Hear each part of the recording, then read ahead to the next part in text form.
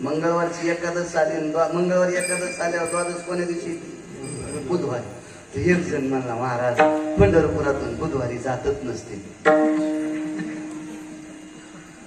मी म्हणलं, मला एखादा पुराणातला श्लोक सांग, माझ्या संतांचा एखादा अभंग सांग.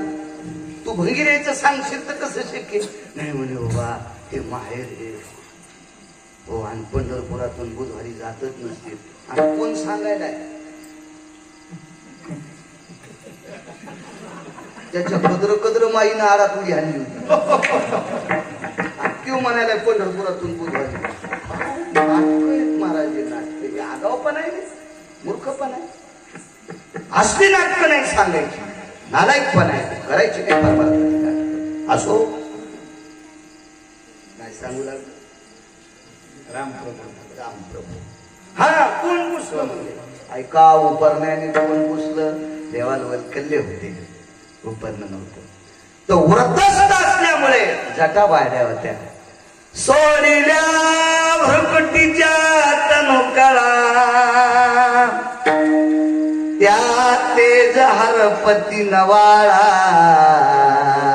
भास्कर किरण सोळा दिग्दिगा. तुकडा सापडला ना, पुढचा तुकडा म्हटलं ओळीचा. भगवान प्रभू रामचंद्राच्या जटा पाहिल्याच्या नंतर सूर्य लाजत होता, महाराज लाजत होता. इतक्या तेजस्वी जटा होत्या. त्या जटा मोकळ्या केल्या आणि त्या जटेनं तोंड पुसलं. म्हणून नाचे मागे मागे तोंड पुसलं. जन्मजंगावरी विहंगम घेतला, मांडीवर घेतला, तोंड पुसलं. व्यथा विचारली, त्यानं सांगितलं, नाही योगियाच्या योग्याला सापडत नाहीस, तप्याला सापडत नाहीस, सिद्धाला सापडत नाहीस, जप्याला सापडत नाहीस, नाना प्रकारच्या लोकांना सापडत नाहीस, आणि तू किडे खाणाऱ्या पाखराला सापडलास. तुला बोलण्यात टाइम नाही घालायचा, नुसतं बघत राहिलं त्याच्याकडे. पाहिलिया वेध लावी वैसे जीवी जडोनी, आता दृष्टी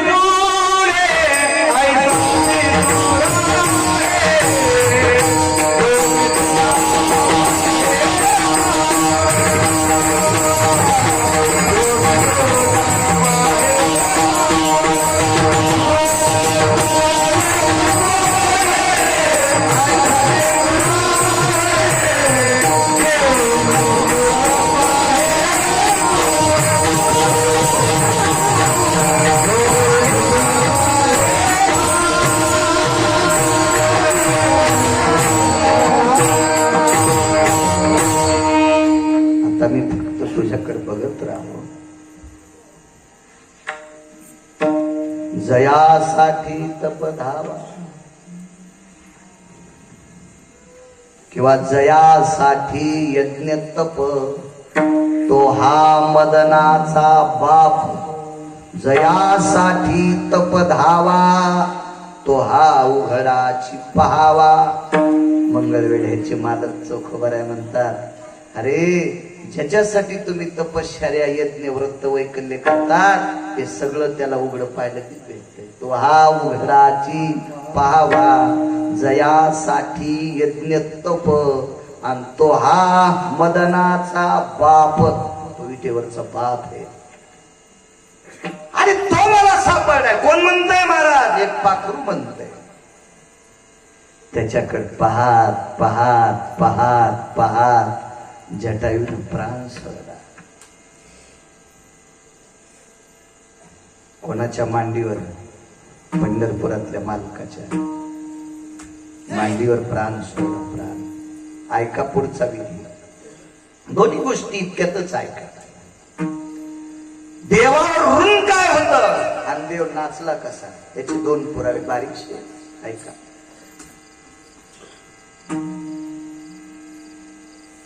मांडीवरला खाली ठॉट,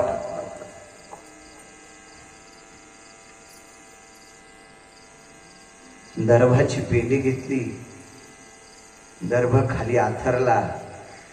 दर्भ म्हणजे मोळ नावाचं गवत. त्या गवताला मोळ नावाचं गवत म्हणतात. नदीच्या कडेला असते दर्भ.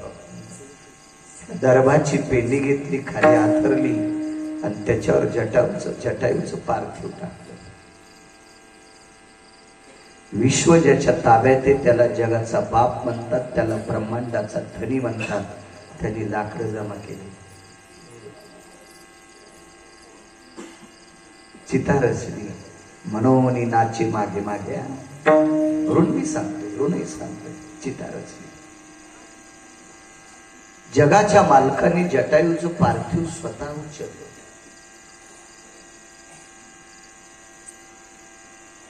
ते पार्थिव त्या लाकडावर ठेवलं. वरती लाकडं टाकली, अग्नी पेटवला.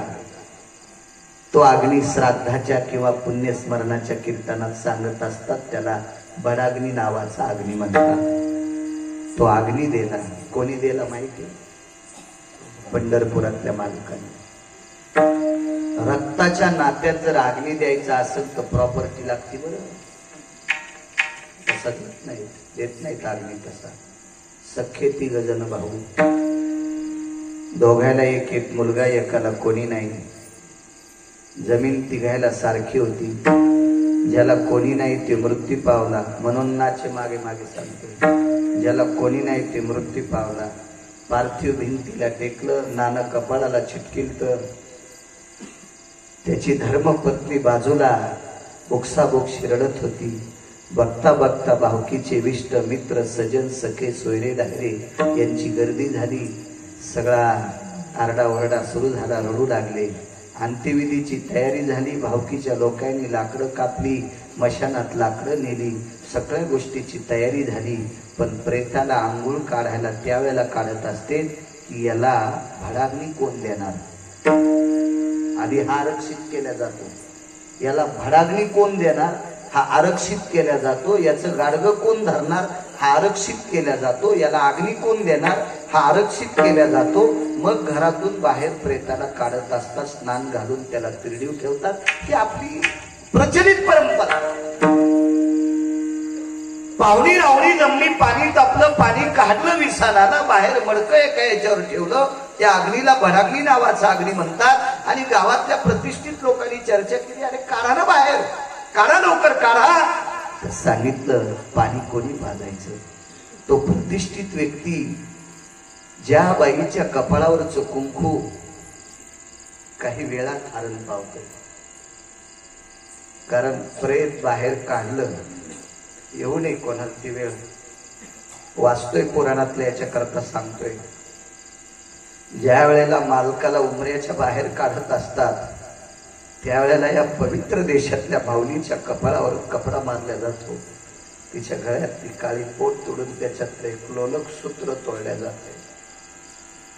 तिचे 14 सन्मान हरण केले जातात. किती दुःख असेल त्या बाईला. आणि एवढं दुःख असताना तिला गावातल्या प्रतिष्ठित व्यक्तीनं काळीच मुठीत धरून सांगितलं, माझी माय, तू माझ्या माईसारखी आहेस, पण तुझ्या मालकाला भडाग्नी देण्यासाठी तुझे दोन्ही पुतणे तयार नाहीत. यांनी दोघांपैकी एकानं तुझ्या मालकाला भडाग्नी द्यावा असं जर तुला वाटत असेल तर 10-5 एकर तुला बॉन्डवर जमीन लिहून द्यावं लागेल. घडलेला वृत्तांत 100 रुपयाच्या बॉन्डवर तिनं अंगठा दिला, 10 एकर जमीन लिहिली, दोन्ही पुतण्यानं बनिली काढल्या.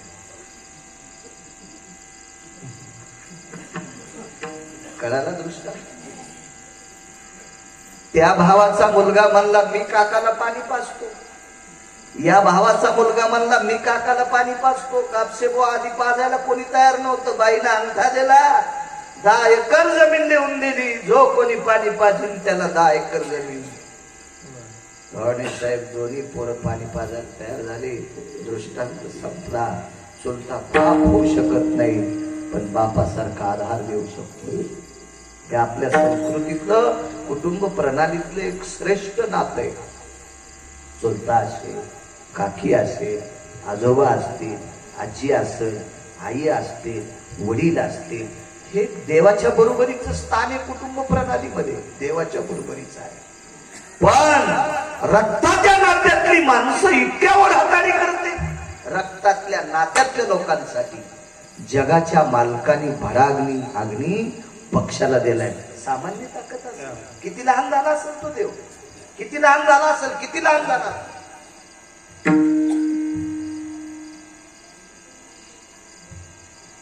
भडाग्नी अग्नी दिला. जटायूची राख ध्वजपत्रात भरली. ध्वजपत्र म्हणजे विशिष्ट प्रकारच्या झाडाची साल. जिनच्या पॅन्टीवाल्यांना जरी माहित नसेल तर पूर्वीच्या काळात काशीतले कापडी येत होते आणि काशीतले कापडी येणारे ध्वजपत्रावर प्रसाद देत होते. पूर्वीच्या काळातली सर्व ग्रंथ ध्वजपत्रावर लिहित होते. म्हणजे कागदासारखी मऊ त्याची, जसं जसं त्याला घासतात अशी जशी चंदनाची निघत असते ना, तर चंदनाच्या हजारो पटीनं कपड्यासारखी ज्याची असे मधले हे निघतात त्याला ध्वजपत्र म्हणतात. अशा ध्वजपत्रात जटायूची राख घेतली आणि एका पवित्र तीर्थात समर्पित केली. दक्षिणेकडे तोंड करून दर्भाची अंगठी गोटात घातली. देवाकडे सोन्याची अंगठी नव्हती. सोन्याची अंगठी प्रभू रामचंद्राकडे त्यावेळेला आली. भगवान प्रभू रामचंद्र अगस्तींच्या आश्रमावर गेल्यावर रामायण नीट ऐकत जा, नीट ऐकत जा, नीट ऐकत जा. आणि जोपर्यंत तुम्ही सुज्ञ होत नाहीत का तोपर्यंत आमचे सुधरत नाही. आमचे लोक सुधारण्यासाठी तुम्ही हुशार होणं अत्यंत गरजेचं आहे. तेव्हा खाणाऱ्याला पदार्थाची चव कळावी, तेव्हा सुगरणीला कळतंय आपण स्वयंपाक कसा केलाय. खाणाऱ्यानं भजे खाताना नुसतं भाजा तोंडात टाकल्यावर कसं तोंड करायचं, जसे खडे चावायला तिच्या लक्षात येते आपल्याला भजे नाही जमले.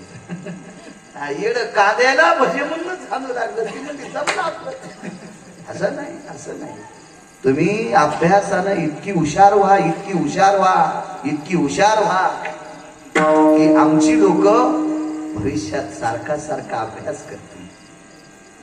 काय नाही, ते हवनात काही टाकलं असेल कोणी वाती वगैरे किंवा ड्युटी असेल तिच्यावर थोडस तेल टाकून ते करा. मला इथल्या ड्युटीचा दर्शन घेण्याचा योग आमच्या बोरेश्वर भगवंताच्या हरिओम बाबाच्या आश्रमावर त्या दिवशी ड्युटी मुक्कामाला होती. तरुण मुलं होती इथली, माझी भेट झाली. मा जगदंबे पासून तुळजाभवानी कुलस्वामिनी पासून ड्युटी आणली होती. तरुणांनी भेट झाली तिथं, हरिओम बाबाची तिथं भेटली मला.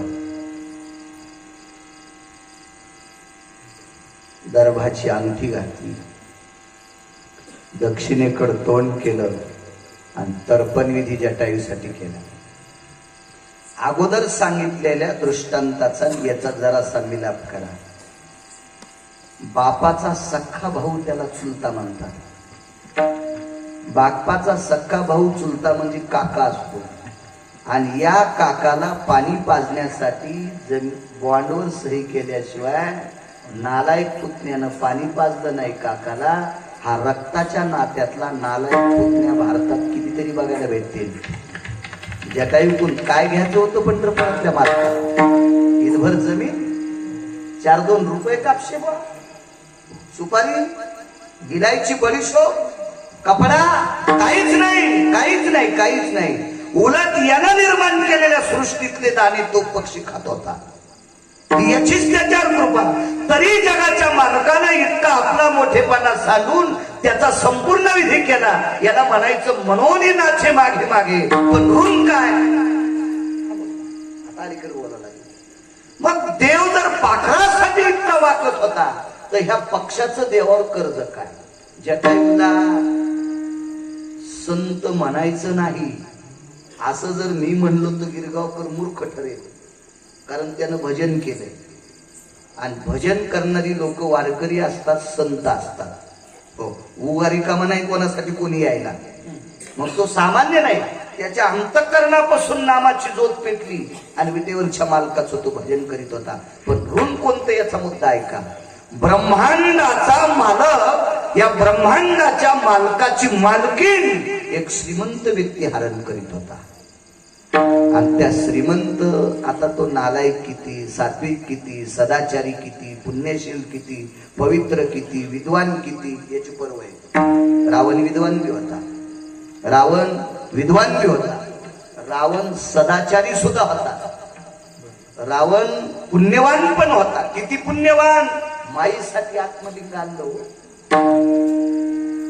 कसं म्हणता त्याला पापी? एक मुद्दा. रावण विद्वान किती, ज्याच्या वाणीला प्रसन्न अलीकडे मंदिरातले मालक झाले. काय नाव आहे शंकराचे? कटेश्वर. भगवान शिवशंकर त्याच्यावर प्रसन्न झाले आणि त्याच्या वाणीला प्रसन्न होऊन सोन्याचं गाव देऊन टाकलं. कारण वास्तुशांतीच्या पूजेला रावण होता. काय मंत्र म्हणत, यावस्थान वास्तु सत्पुरुषास्ततो प्रसन्नो भवा मम ग्रहे सर्वस्थितो चिरकाल अप्राप्य स्थितो दिभयं प्राप्तो यत्विद्यायं रमं प्रजितो अर्थो पुनितं द्रव्यराशियं गोधनः सर्वस्थितां पवित्र हेम कंचना सर्वस्थितो अर्थं बुद्ध्या भयस्थापितं वास्तुयं पुनितप्तैव पुनितः जष्टा कनिष्ठा यत् भवेनि पुनिताय सर्वं आयुरारोग्यस्तता दीर्घमायु यत् भविष्यत् पुण्यायाम करिष्यते. आमच्या वास्तूमध्ये भरपूर पैसे असावा, भरपूर धन असावा, गाई म्हशीन कोंबड्यांना गाई म्हशीन वाडा भरलेला असावा, जमीन भरपूर असावा, मान सन्मान यश श्री औदार्य सगळ्या गोष्टी असत राहावा, घरातल्या लोकांना भरपूर आयुष्य मिळावा, असे संकल्प रावण सोडत असताना 10 तोंडानं मंत्र म्हणत होता. 10 तोंडानं इत्यंगतो भयो स्थितो दशानन पुढे भय स्थितो जज्ञिरे असं म्हणायचं. परवा आमच्या इथं पटपटच मंत्र म्हणले, मग घरकुल करून देतो का बामण? हा, कौरक दळीन तू इथं, हा कौरक दळीन तू तरी कुठं रिकाम आहे. काय काय लोक म्हणले, महाराज काय करा, उभाच्या चावत हाना. नाही नाही, व्हायच्या आनंदी पटकन आवरा, पटकन आवरा. अशी काही काही लय माणसं नमरी असतील. नाही केलं 2-4 वर्ष ते असं वाटत होतं सत्यनारायण करताना चौरंगाचा पिल काढा उलटा धरून याला हाना असा यजमान हाना वाटत होता. पण आता त्याला हाणल्यावर कशी पप्याची माझ्या पप्याची भानगडी त्या होत्या ना, त्यावेळेची गोष्ट. आता तर हानीनच. विठाला विठाला